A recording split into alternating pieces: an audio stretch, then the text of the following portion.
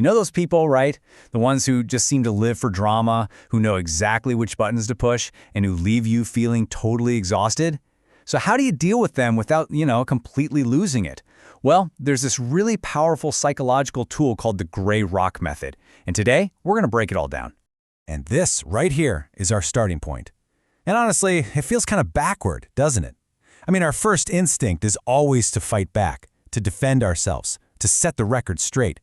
But in these specific situations, fighting back is exactly what the other person wants.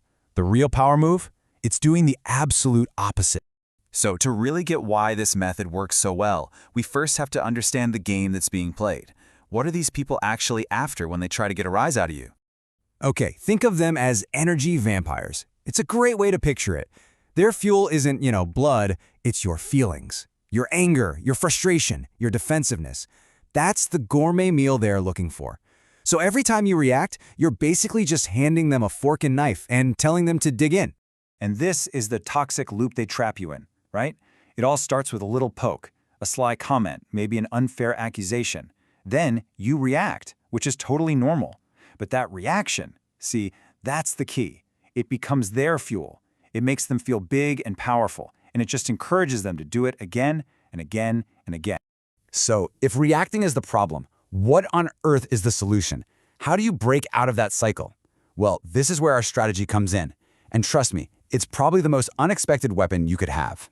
The gray rock method is all about strategic boredom. Just picture a plain gray rock sitting on the path. It's not interesting. You can't really get a reaction from it. You could kick it, you could yell at it, and nothing happens. After a minute, you're just going to get bored and walk away. That is the goal.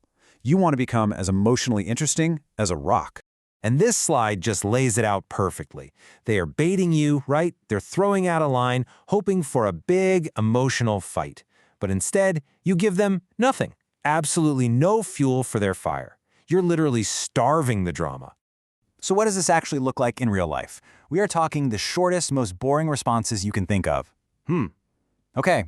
No tone, no sarcasm, nothing. Your body language is just as important. Keep your face neutral, don't make a lot of eye contact. You're not trying to be rude, you're just being a rock.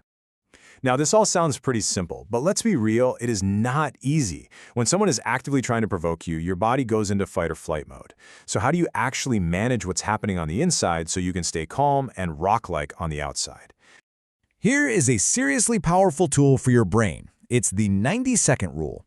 See, neuroscientists have discovered that when you feel an emotion, the actual chemical rush that causes that feeling in your body, it only lasts for about 90 seconds. Anything you feel after that is basically you choosing to stay in that emotional loop. So when they say something that gets under your skin, you're going to feel that instant spike of anger chemicals. You can see it right here. But if you can just wait, just breathe, and don't feed the fire for a minute and a half, that initial chemical wave will just wash away on its own. Your job is just to ride it out. Okay, here's another great technique. Mentally, you need to take a step back. I call it activating observer mode. Instead of being stuck in the middle of all that drama, just imagine you're a fly on the wall, or maybe you're watching a scene from a kind of boring movie. This little mental trick creates just enough space to help you stay detached. So when you put this all together, you understand what they want, you make yourself completely uninteresting, and you manage your own internal reactions, what happens? What's the end result? Well, it's not some big, loud, dramatic win. It's actually something way, way better. This is basically the roadmap. The attack comes in, but it just hits the brick wall of your boring gray rock response. There's no drama, no fuel, nothing. For an energy vampire, that is incredibly dull. They get nothing from you, so they get bored and wander off to find an easier meal. And the result? You get to keep your energy, and you get to keep your peace. And that, my friends, is the quiet victory. And it is so important to get this part right. This is not about being weak or letting people walk all over you. It is the absolute opposite of that. It's you making a conscious choice that your inner peace is way more valuable than winning some pointless, draining argument. It's you realizing that this person and their drama just aren't worth it. And if you need one last powerful thought to hold on to, it's this. For someone who is desperate for your reaction, for your anger, your indifference is the most devastating thing you can give them. In a way, it's the most satisfying revenge because you're denying them the one thing they really truly want.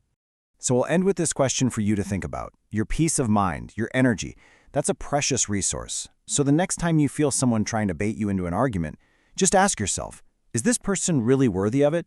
Because when you choose not to engage, you aren't losing a fight. You're winning back control over your own happiness.